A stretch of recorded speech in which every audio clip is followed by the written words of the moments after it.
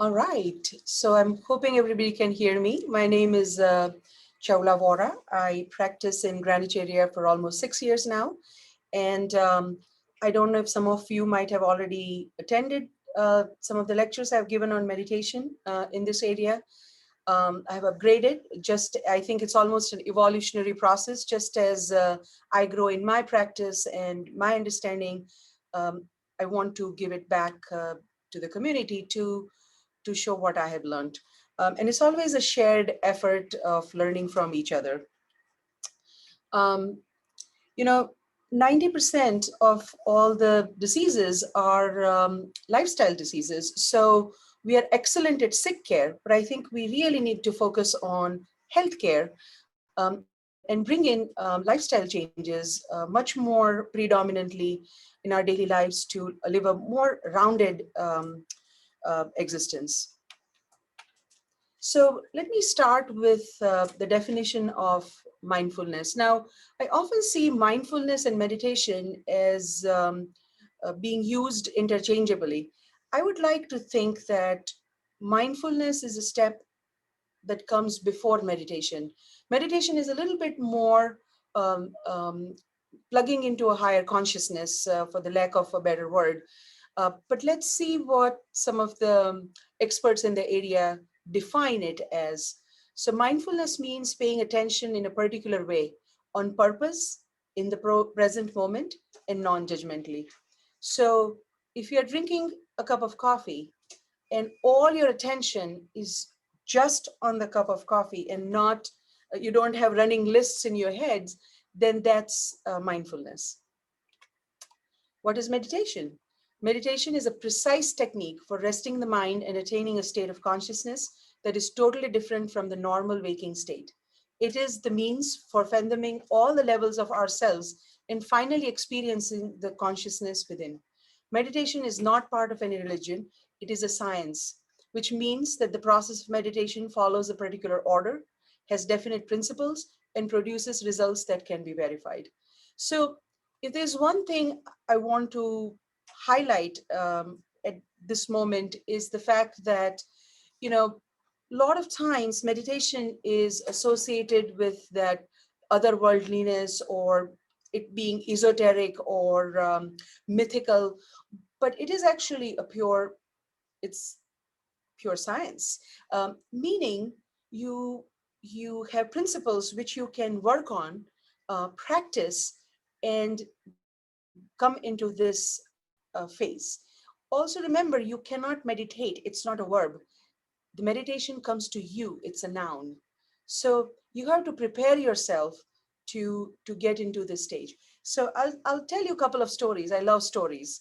So how would you, first of all, difference between mindfulness and meditation? So I'll give you an example. If you want to run a car smoothly, you push on the pedal or accelerator, and then you gradually take your um, feet off it, and this way the car moves smoothly. So mindfulness is applying your mind onto something, and meditation is dissolving your mind into nothing. So it looks seemingly opposite, but it's not. It's almost synergistic. Sometimes it can happen, simultaneously. Sometimes it's a state of mind which you will evolve into. Now, the Zen story of coming back to meditation being a science, rather than just being something mythical and esoteric. So there was a Zen master meditating on the bank of a lake with all his disciples, and a novice joins in, and he spends an hour or two in strong meditation, and is feeling blissful and ecstatic. At the end of it, the master feels thirsty. So he walks on the surface of the water and goes to the hut, drinks the water, and comes back. The novice thinks, wow, this must be the power of meditation. Maybe I'll do the same. So he tries to walk on the water, and there he goes deep down into the lake. So the disciples look at the master and say, should we tell him where the stepping stones are? So that's exactly the point. It looks like this something, a vast lake, you know, almost needing to walk the water, but there are actually stepping stones to it. This is the state of our minds, mindful or mindful. Everybody knows, and it is talked about, it has made, you know, headlines in so many places, and reputed journals, that meditation has several benefits, whether it is your immunity, your sleep quality, your creativity, how you handle pain, deep insights. Um, but I think just navigating the life through thick and thin, it just gives you such incredible clarity of also your life purpose. And now this goes beyond just the benefits, but just knowing why you are here. It just is such a beautiful way to live life. It also, I think, makes you very altruistic. I think you see yourself as a part of a bigger picture. It takes away a lot of your focus from me, and it changes to we. And it's very empowering. Decreased, you know, some of the physical benefits of meditation: decreased medical utilization, reduced cardiovascular risk factors, reduced pain, boost to immune system, reversal of aging. I mean, there are so many anti-aging clinics I see, and it's kind of wondrous how much stuff people get, which is not even clinically proven, and yet this is something you can practice in your daily life, and we are so averse to doing that. So really helps with this reduction of high blood pressure, brain function, increased gray matter. Now, this is a picture of, you know, your DNA, and there is like this little cap that goes onto it. It's called, there's a protective covering on the telomere, and it shortens, and eventually the cell division stops as we get older. But some of the data shows that in fact, you know, meditation reverses that. Neuroplasticity.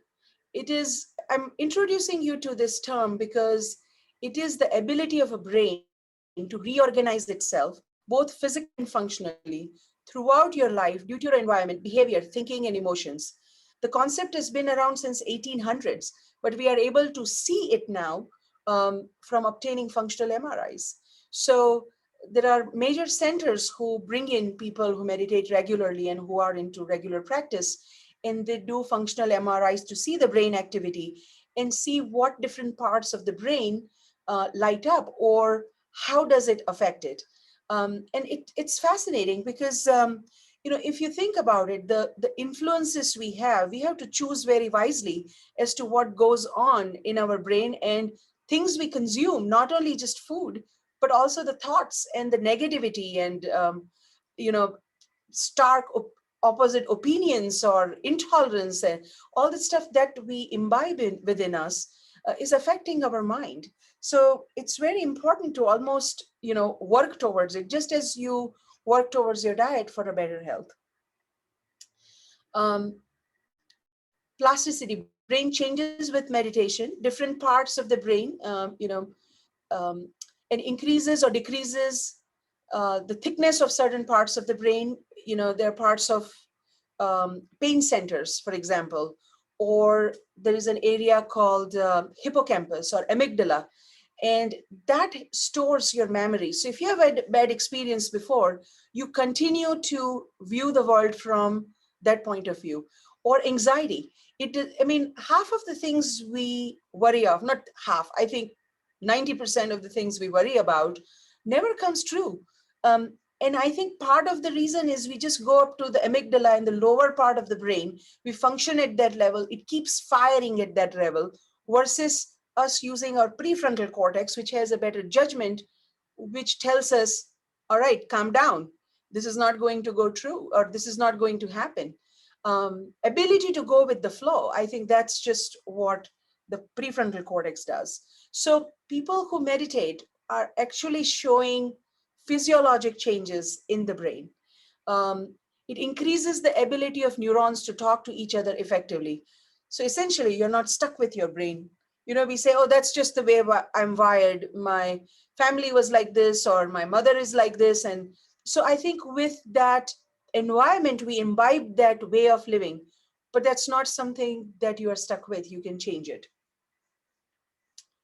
So this is essentially showing you, different parts of the brain, like posterior cingulate cortex, which helps you, self-reflection or rumination, mind wandering. Sometimes it's extremely negative because you're stuck on the thought. Um, but this particular meditation actually changes the density of the gray matter in that area. Temporoparietal joint, it's associated with empathy and your ability to genuinely connect with people. um, and then of course immune system, um, and other parts of the brain. Amygdala uh, experience negative emotions like stress or cortisol, which constantly affects it. The region actually grows more dense as a result of stress, and meditation actually reverses and it makes it thin. So it's fascinating. I won't bore you with too much of you know the neurology of this. Mental health increases positive emotion. Have you thought of it this way, that a lot of times we react to a situation, like somebody says something and you immediately react, versus you take a break, just a split second of gap, and think about it for a second, and then you respond. There's a difference between reaction and response. Reaction is important for survival, but I think if you want to live a more um, wholesome or more fuller life, which is filled with happiness, then instead of reacting, we have to choose to respond to an external thought or stimulation. Decreases depression, anxiety, insomnia, increases sense of well-being, builds resilience. We get so easily deterred by small things sometimes, and it could be, you know, real life situations, like not finding an appropriate seat on the airline, or if you're flying somewhere, or and that stresses you out, and then you lose the whole perspective of why you're going in first place to travel. Increases social connection and emotional intelligence, being able to be there for someone, or actually be able to listen and communicate effectively. Um, Compassionate, empathetic. I always think that when you do things for others, I think it gives you so much more joy than um, just a sole existence of self and me. Makes you feel less lonely, because you realize that you're part of a bigger picture. You're not just this entity. You have a role to play, and a life purpose to find. Self-control boosts your self-control, improves your ability to regulate your emotions, improves your ability to introspect. I think introspection is such an important thing, because we're so happy to judge others and figure out flaws from others, but it takes a lot of introspection and also some amount of solitude to be able to see what's going on, because at the end of the day, people you're interacting with are your reflection. They're coming in because you're attracting that kind of people. Those are the things you need to heal. That's why you're bringing those people in. um, Increases productivity. Your focus is better, your attention is better, your ability to multitask improves your memory, improves your ability to be creative, think outside the box. I mean, it really, I mean, I know that some of the people who work in finance do meditation regularly, and they often tell me that it really helps them multitask and focus on things much more effectively. There are more than 2,000 recent research studies on meditation programs in well over 160 scientific journals in more than 30 countries. So it's no longer one of those things that, um, like certain kinds of people do, or, religious people follow, or this is a mainstream science that is recognized and accepted by more and more people. So I often like to talk about E equals to MC squared. This is the famous formula by the greatest mind of the century, Albert Einstein. And he says that energy is equal to the mass multiplied by the square of the speed of light. Now, I won't go into that many calculations, but if you think about it, you know, if you take an average of 70 kg person, the amount of energy you hold, the potential energy, if I just go by this, is 88,000 times the energy of the bomb that was required to destroy Hiroshima and Nagasaki. That was some 18 kiloton bomb, um, destroyed the entire Hiroshima and Nagasaki and the amount of destruction it did. So 88,000 times that energy each one of us has. So the point is, we have tremendous potential provided we tap into it. Um, it has become so mainstream. I mean, one of the teams, professional teams of Seattle or Marines, they use mindfulness and meditation for better performance. And there have been studies with that, and they cope with the stress better and builds resilience. So it is, again, used. A lot of corporate sectors are using it. A lot of companies are using it. They bring in people who train in mindfulness, and to improve the performance overall.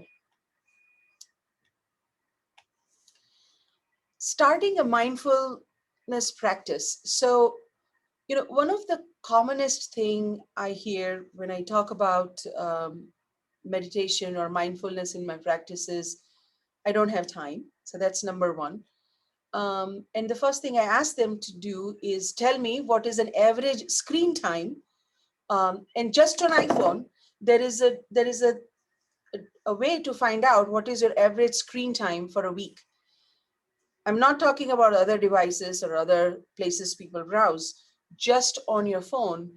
And an average is 5 to 6 hours. And I rest my case and I just smile. And, most of the times people are smart enough to understand that 5 to 10 minutes a day, that's a good start.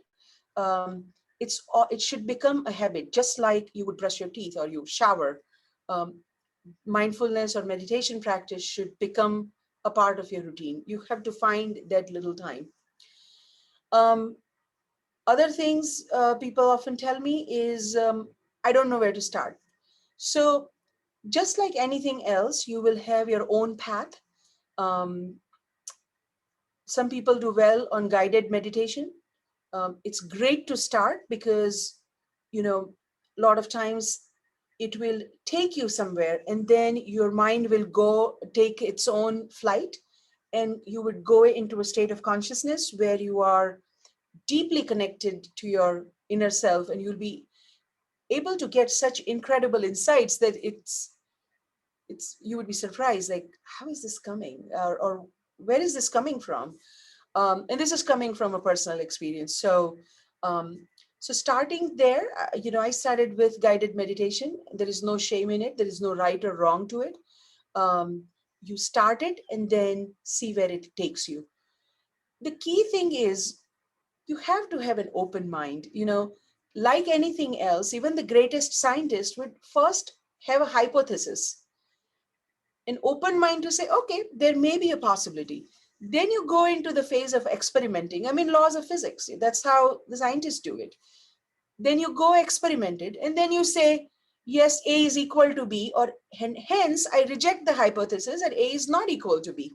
But the point is, you have to have an open mind to say, okay, you know what? Let me see what comes. Let me see where I arrive today.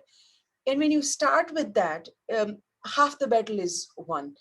Most of the times, the problem is we get in our own way, our own conditioning, of what we think is right or wrong is always going to be a block. So accept it and say, let's see what comes up. And you keep at it. So there's another Zen story, where the student tells the master and says, my God, this meditation is very hard. And he says, absolutely. He says, what? I thought you would say it's easy. He says, no, absolutely. It is as hard as, making the sun rise in the morning. So the student looks pretty dejected and he says, well, then why do you ask me to do it? He says, well, this way, when the sun actually rises, you're awake. So the point is, keep at it. Keep an open mind and keep at it. Walking meditation, you know, I often notice, and there's no judgment, but and I was culprit to that too. I would be walking in the park and I'll have this music pumping in my head or some podcast. Um, but whatever it is, sometimes it's good to be completely disconnected and let your mind wander and just be there in that moment and look around and feel the air on your, the wind on your face, and look at the clouds and the formations and the birds tweeting and the kids playing and human interactions. Just observe, just be there in the moment, rather than just, people are not even looking at each other. I tend to smile and wave, and I think it's very joyful. um, Reading exercise, I think it's another important thing to explore books which are out of your comfort zone. um, the more you will do it, the more you will be inspired to read things which again will come out of nowhere, the inspiration to read a certain books. So I hear this a lot of times: give me your list of books. And I will say, no, that's your individual journey. I can tell you, I've read books by certain authors whose names I don't remember, they are not well known, and I have a feeling that the circulation is probably just few of their friends or family who would have bought that book. But they're very fantastic books, and they come to you in right time, provided you have an open mind. Um, Reading actual books, I think there's some tactile stimulation to it, and it it also gives you a lot of imagination. So, and the light, like, since we're constantly on devices, I think the natural light, the feel of the book, the texture in your hand, I think that there's something to be said about mindfulness with that. Creative pursuits, some people paint, dancing when you're into the mode, or singing. Um, and the key thing is, you don't have to be a dancer or a painter, just do it. Um, at the most, you're going to waste a canvas, and few bucks in buying some products, but see what comes up. Or singing, or I don't sing well, it doesn't matter. I think singing actually, in fact, also stimulates the your vocal cords, which helps stimulating your vagus nerve, and vagal nerve helps you with relaxation, bringing your heart rate down. So that is also almost meditative. That's where the old practices of chanting comes into play. All the older civilizations had chanting as part of their spiritual practice, and that's because when you do that, you are stimulating the back part of your vocal cord. Set an intention. When you are going to do something, you set an intention. Okay, I'm going to do this today for 10 minutes. So you will say, I will do nothing for next 10 minutes. I deserve it. I need nothing for next 10 minutes. If you want to use the bathroom, you want to scratch, all that stuff, initially the need will arise. But know this, you don't need anything. You don't need to attend to any lists that are going in your head, or the planning for the dinner in the evening. You do not need to attend anything. And the last and the most important thing is to say, I am nothing for next 10 minutes. I'm nothing. I'm no one.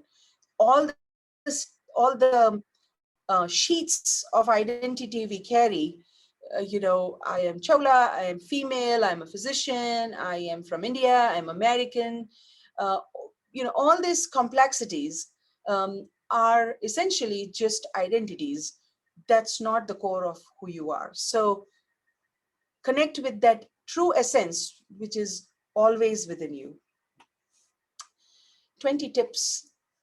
Um, you could do it as little as sit for just 2 minutes. A lot of times when I'm going from one room to another for my patients, I take just 2 deep breaths and I let it go. Just so that I don't carry the energy I carry from one patient to another. because with every person, I want to bring in that new, fresh energy where I'm ready to listen, not just with my ears, but with my being, so that I genuinely know what's going on with the other person. Um, do it first thing each morning. And, 5 minutes in the morning should not be that much of a difficulty. You can do chanting. Some people do beats, or just a gratitude practice. And sometimes that word sometimes is like, when you hear it too many times, it's abused and overused, and gratitude. But just you know admiring the fact that you woke up is a huge deal.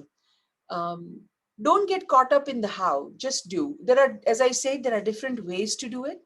um, and like, how do I do it? Don't get into the technique of it, because meditation is as natural as um, you know the oil in a peanut.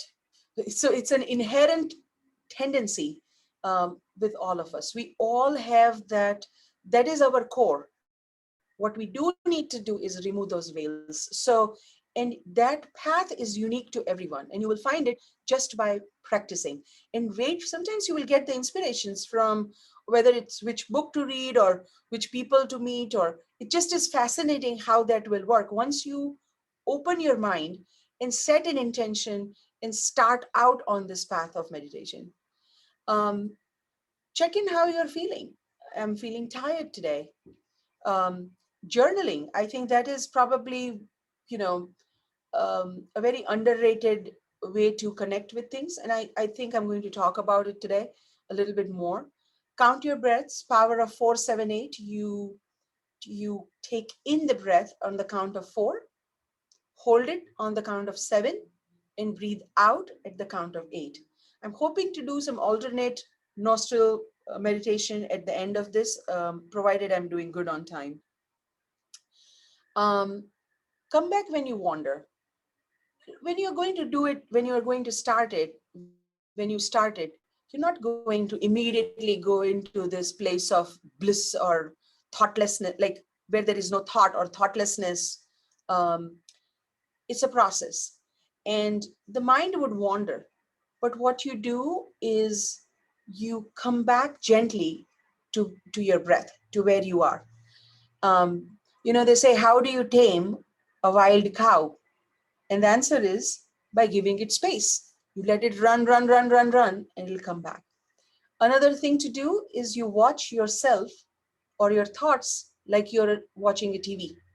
So you become a witness to your own self, the one that there is a power or entity, or not entity, but power inside you to be that witness. You're not your mind, you're not your thoughts, you're not your emotions.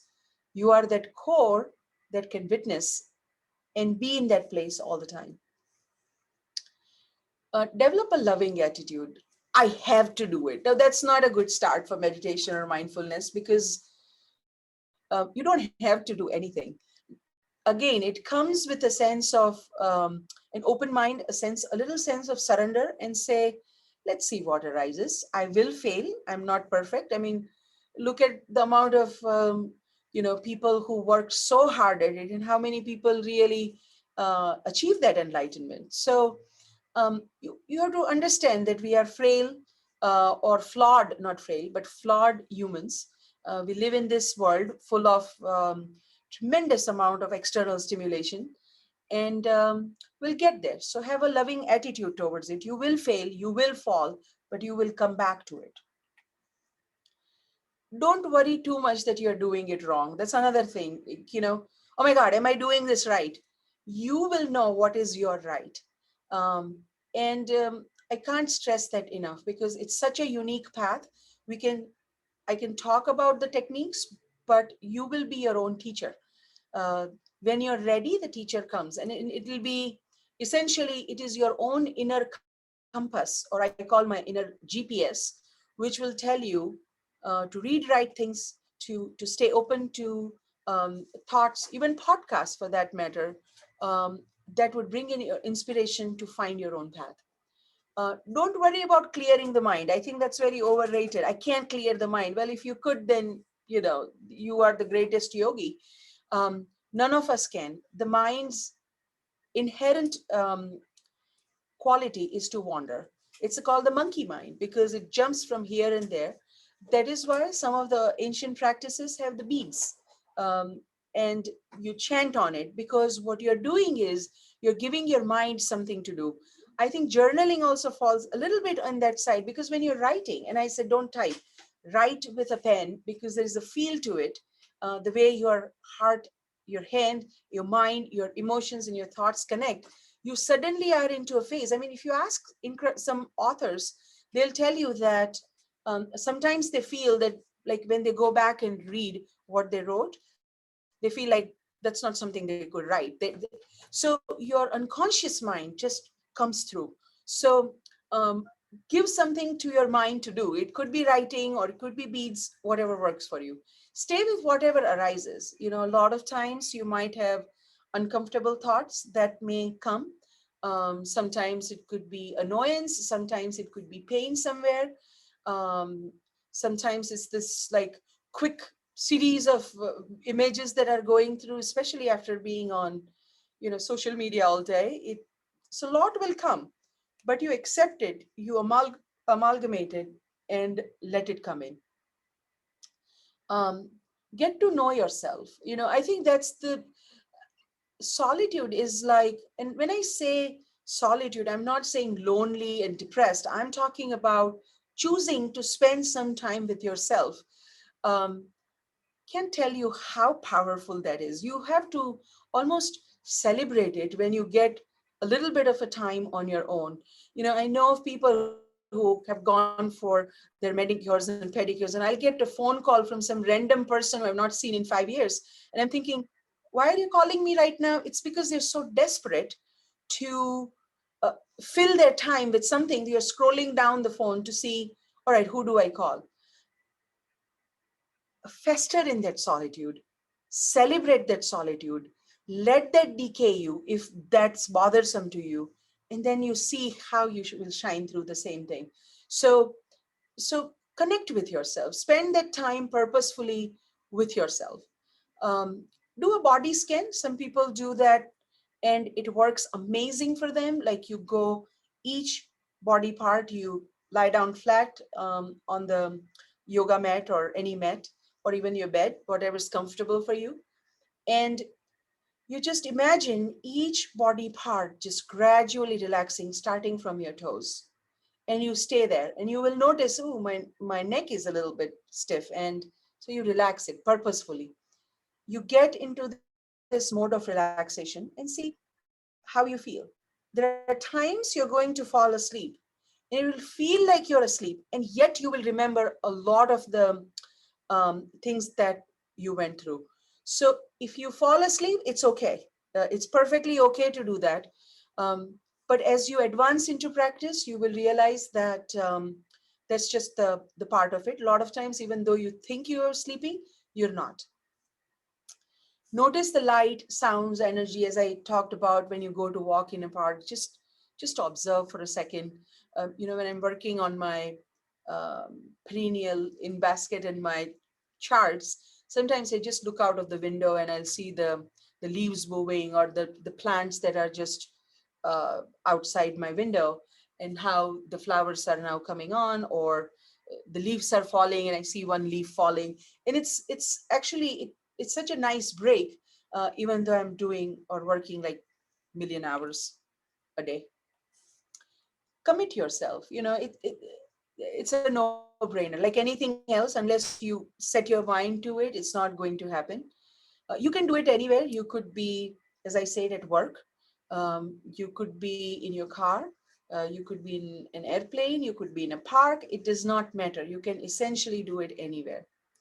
Um, Check in with friends. I think finding a community is very important, because then it kind of instigates you to, or inspires you to come together and do it. um, there is no one technique that is superior than other. The best technique is the one that will work for you. So For example, body scan does not work for me because my mind blocks it. It's because I know human anatomy. So I'll be like, nah, it can't go to liver. So I find that very difficult for me personally. But then I enjoy music, or I started with guided meditation. And then I brought in spirituality, but that worked for me. So I brought in some sort of whatever context I grew up with in order to bring in that sense of devotion and surrender, uh, which helped me go into meditation much faster than any other things. And smile when you're done. It's a happy thing. It's not a pill. It's not even an exercise. It's something you would come to know that it's your safe place. No matter where you are, what you are, um, you can always come to that place of security, of that bliss, of that oneness with something higher. um, One of the practices when I started in 2017, before that, if you asked me, I would have been like anybody else, poo-pooed it. But in 2017, I set my mind to do it. And there's this one brown recliner, which is very comfortable. And I decided that I will do it continuously for 45 days. Apparently, that's the amount of time you need to wire your brain to make it a habit. So I chose to do that. And some days I did 45 minutes when I had time, some days 5, some days 15. So depending on what time I got, but I set an intention that I will do it every single day for 45 minutes. You know what happened? It was like this Pavlov's experiment. I would go home, and the minute I see the chair, I feel like, the sense of this peace would wash over me. And it was fascinating to see how you can almost train and rewire your brain.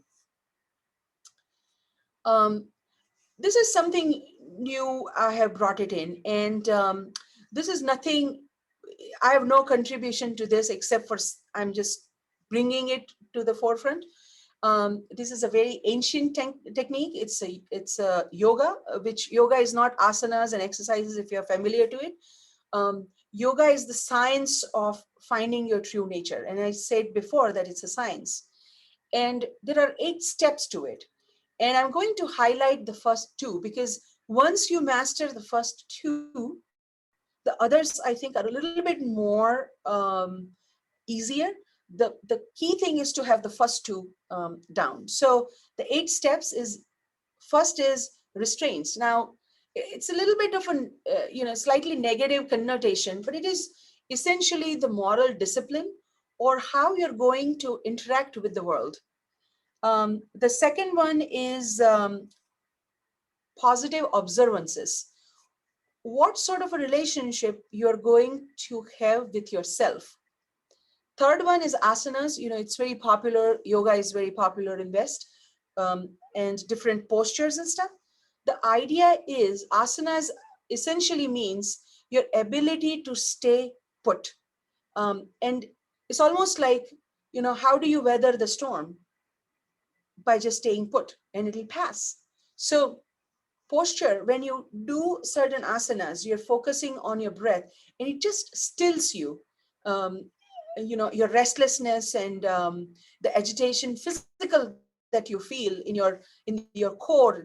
Sometimes you feel tight in your stomach, or so that kind of balances out. Breathing techniques, pranayam, it essentially means the expansion of your dimension.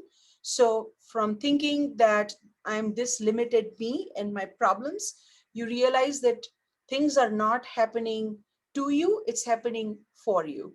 So every challenge, every good thing, every bad thing is happening so that we learn. I like to think of human life as a school, and you are here to learn certain curriculum, and all of us have different curriculum and a different test paper and exam paper, and you will have to find your own answers. So that's the next step. The fifth step is sense withdrawal. Easier said than done, but the example I give is like a tortoise.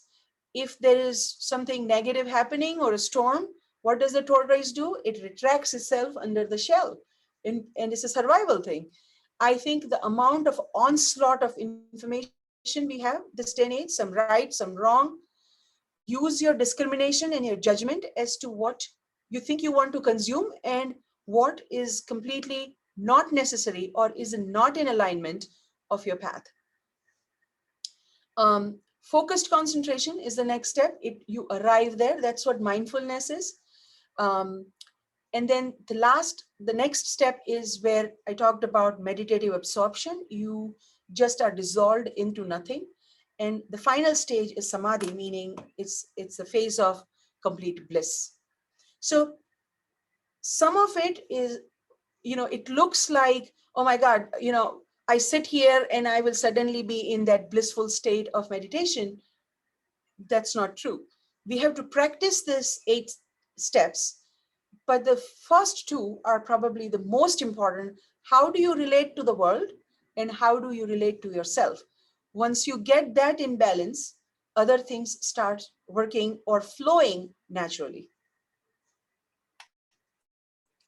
So 5 restraints. So, 5 ways to relate to the world.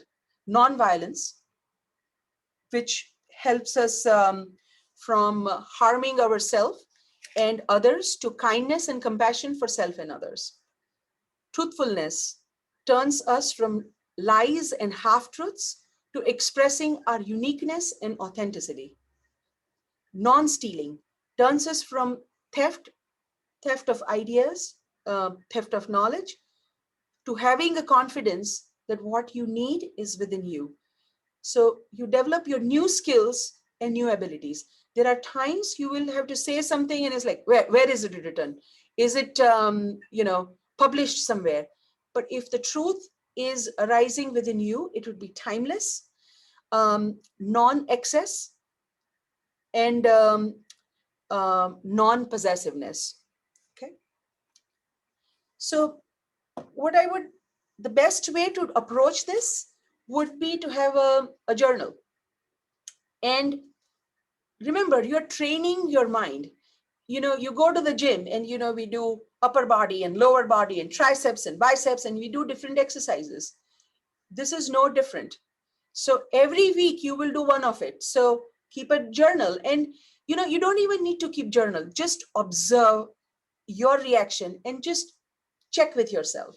So non-violence, and, the first thought you have is harming animals or harming something. But it's very important to be non-violent to yourself. I mean, think about it. Sometimes if you pay attention, the way you talk to yourself, the hypercritical tone you use for yourself, you would never talk to anybody like that. It's appalling when you look at it as a witness point of view and say, oh my God, I would never say this to anyone else. Then why do we say that to ourselves? So just pretend that you're complete. There is no need to compete or compare, and practice self-love. So look in the mirror. I mean, this is as basic as this. Every single day for a week, look in the mirror and you say, I'm enough. I am beautiful. Oh, I have this hair is going white, or, we women are so tough on ourselves, or body types, or, somebody has better eyebrows or thicker eyebrows than me. It could be so many different things. I mean, when I see younger kids, my niece is in high school, and when I see the interaction of girls, it's just so scary because, there's no self-love. So it's very important to look in the mirror and say, I'm perfect just the way I am.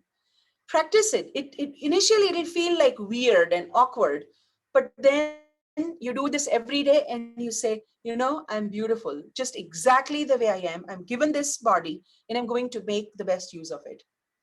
Something as simple as that. Then another week, find courage to stand on your own. Even when we go for a walk, you need a friend, or let's do something together for a gym. No, find the courage to stand on your own.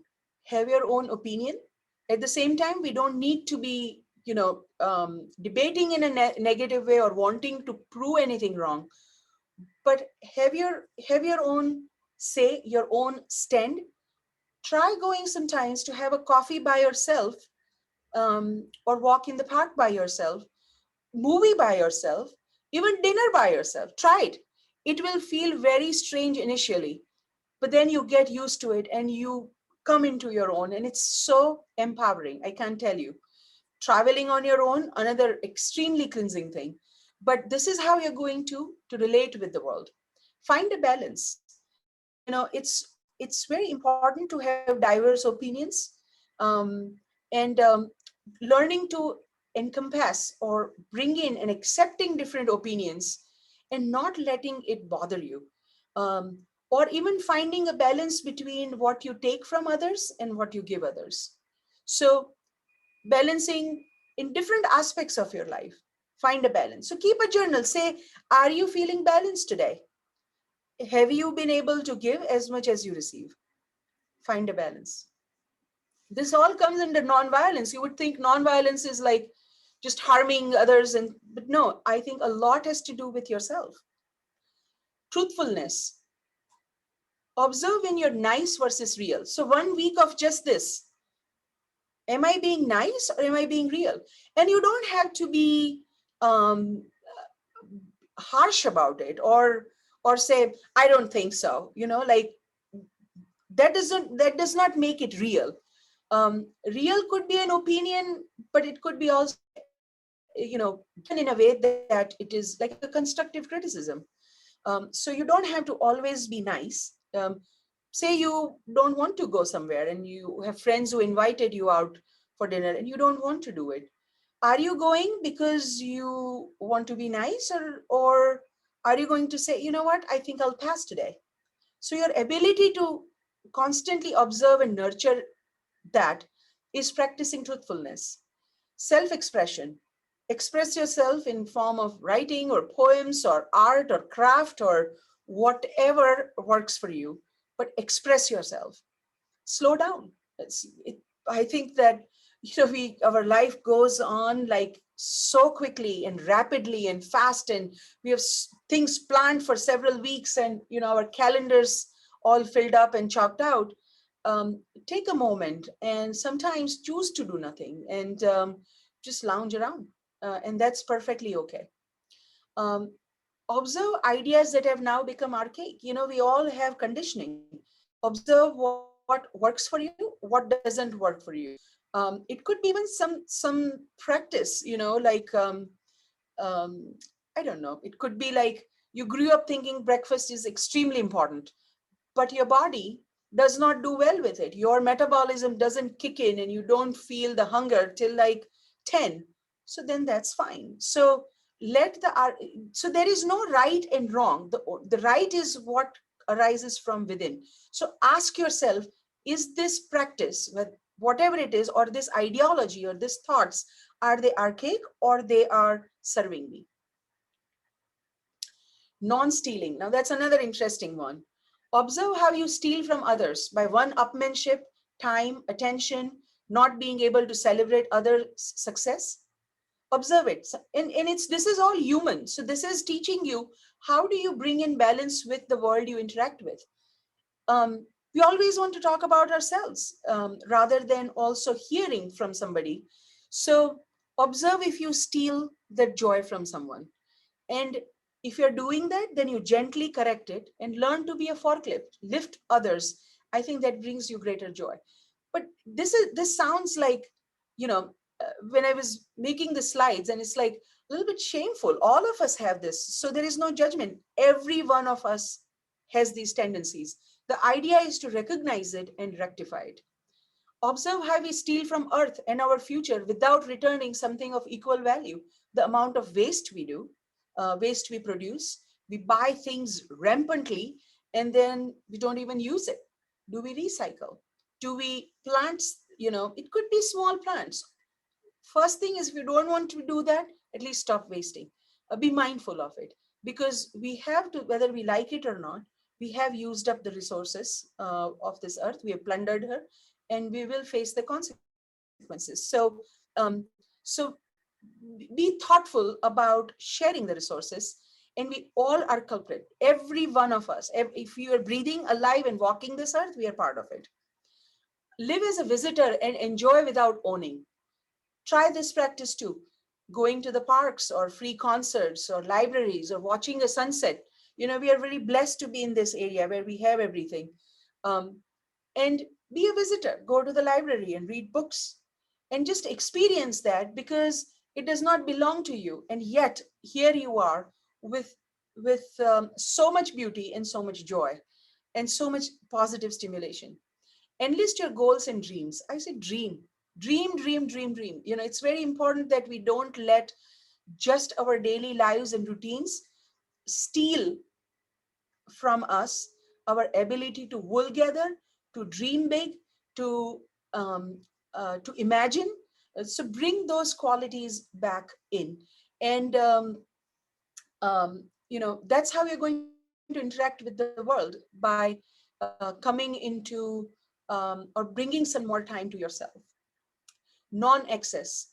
Eat, work, and sleep to a point of increased energy before lethargy or excess sets in. Um, See divinity in all. Understand that even if people are of different mindsets, beliefs, just say that they're still at the core of it, we are all same. I think, having practiced medicine for 17 years and having trained in 2 different countries, I can tell you that the human frailties and our desires, our needs, what makes us happy, what makes us sad, is universal. It is equalizing it. So even if you don't want to look at it as a divinity and just more from a practical or an earthly point of view, just know that we all have similar issues. um, don't ask yourself what the world needs, but what makes you come alive. Ask yourself that. This is your interaction with others. What makes you come alive? Non-possessiveness. Explore your breath. Non-possessive, you're even possessive of your identity, that I am Chaula, I am this, that, all these notions that you carry. But when you are just breathing and you realize that this is like a machine, and it has capability or probability or possibility of stopping whenever. Um, and we are vulnerable individuals. And it gives you an idea that you don't own anything. You don't have a control, like, oh, you can plan, but beyond that, there is no control. We all know that, especially in healthcare. And look what pandemic did. It just, all our plans and aspirations just went out of the window, and we were suddenly left to face ourselves and be with ourselves. And I think that's why it was a difficult time for a lot of people. Look around and see if it makes you feel light or heavy. So ask yourself, the energy where you are in, is it making you feel good, or is it making you feel down? I'm going to be honest, I'm unapologetic about, I've gone to places where I'm not comfortable. I'll be very polite about it, but I'll make an excuse and leave if that energy is not conducive for me. There's no reason to suffer through that. Um, Notice how you impose your expectations on people, unconsciously demanding usual fulfillment and comfort. Um, it's very, we always want things done according to our way, and observe how that happens, because then you are essentially trying to possess someone, and the only thing you can change is yourself and your own mindset. Develop a letting go muscle. I think, when I was making the slides, I realized, oh my God, that is so true. Half the problems would be solved if we learn to just roll with things and let go, and not hold on to comments and criticisms and, informations and opinion, and just say roll over. If somebody has a different opinion, good for you, that's your opinion, God bless, walk away. Roll over. Letting go muscle, and it's a practice, just like anything else. You have to constantly practice it. So choose one of this once a week, and decide that for this week I'm going to explore breath. This week I'm going to develop a letting go muscle. No matter what somebody says, your spouse said something which you didn't like, let go. Your child yelled at you, let go. So find that letting go muscle and be aware of it, and then that becomes a part of your blueprint. 5 observances, 5 things which you want to develop within you.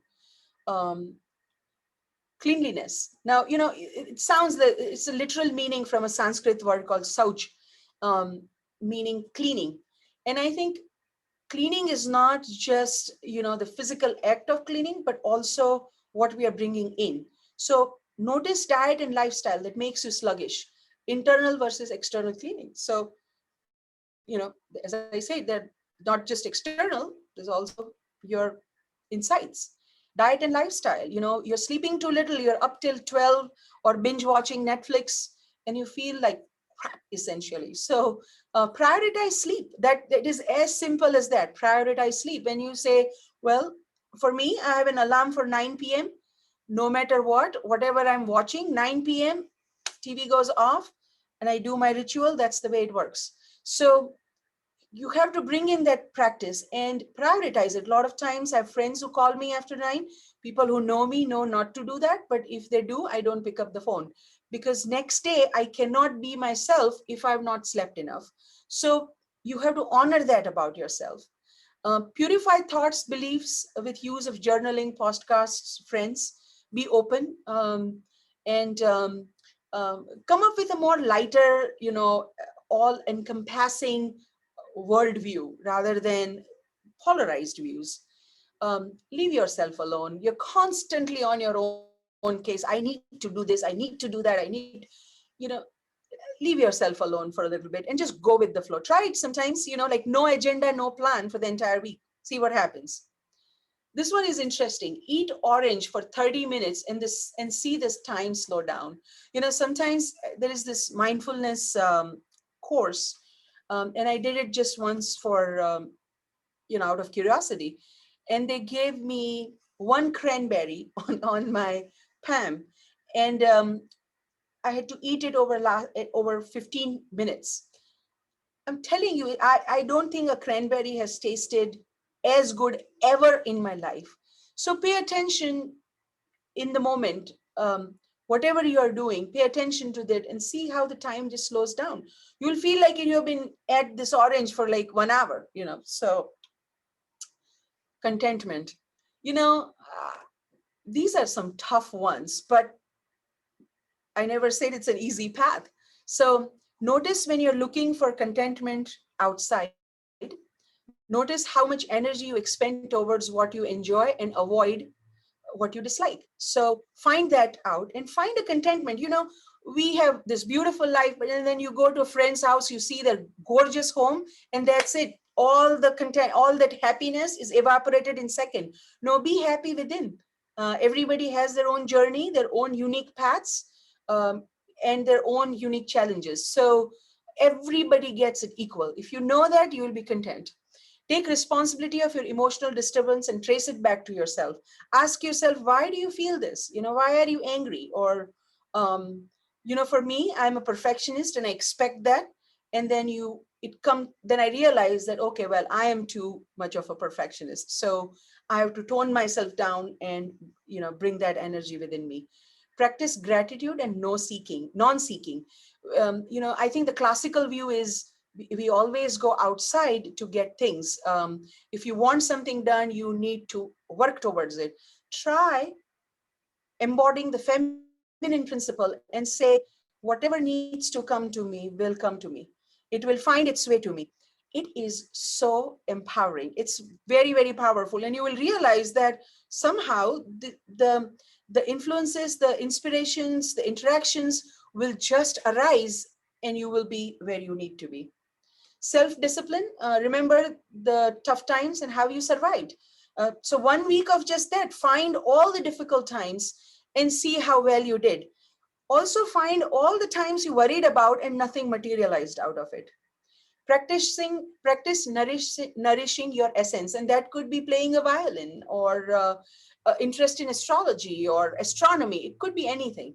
Practice saying 1 minute more in unpleasantness. So it's actually staying 1 minute more in pleasantness. I think we all like to think that life should be without any hurdles, but it's very, very important to understand that it is a mixed bag. So if you are feeling that pain, stay with it for a second, and you will realize that it suddenly dissipates. So practice that. Pay attention to choices you make, indulgence or one that builds strength and character. Sometimes we like to take easy paths, but you say, you know what, that would be easy way out, but I want to do this. So you have to constantly do this. Self-study, nothing like it. You have to know yourself. Practice taking responsibility for yourself and letting others be responsible for themselves. A lot of times how others react, it's not your responsibility. All you can do is control what you do. So study that and say, okay, well, this is what I can control. This is what they can control. It's none of my business what they say. Notice what you project onto others. Projections are things you are unwilling or unable to acknowledge. So when you study yourself, you will see your own flaws and your darknesses. Once you correct that, you will stop attracting those people who are going to show you the mirror. Life becomes easier after that. We don't see things as they are. We see things as so as we are. So again, same thing, unwrap the box, because we are constantly expecting others, or we are viewing them from our lens instead of seeing it from their perspective. We all are different. We all have different viewpoints. So just accept it. Grow the power of witness by watching your actions and thoughts like you're watching a movie. I think that's the most powerful thing, and it takes few seconds when I'm going from, again, when I'm finishing one chart and going on to others, I do this and I will just say, okay, don't hold the stress, let it go. Now we are ready for the next one. So witness and watch yourself constantly. Surrender. Watch response to any moment. Notice tension that arises in you when you need a moment to be your way, when you're trying to control things, when you're stressed. Observe your breath. Practice welcoming each moment as an opportunity to growth. Once you understand everything is happening again for you, not to you, and you say whatever is meant to be, it will happen in its due course. There's something like a divine timing. If you believe in things like that, it will just happen. Wake up with a sense of gratitude, smile, give, and just know that you will be fine. All right, so that's my talk today. I think I am already out of time. It's full 1 hour. Um, but I will just do one thing, and that is one just one cycle of alternate nose breathing. So I'll just teach you the technique. So you use your thumb to go on one nostril. You use index finger to go this way, and you put this middle finger on the other side of the nostril. You take the thumb off, and you breathe in. Close it and breathe out from the other side. Breathe in from that side. Close it. Breathe out. I hope this is helpful to you, and you got a little bit different perspective of or understanding of meditation and the fact that it's a science. And I had a great time talking to you. Thank you.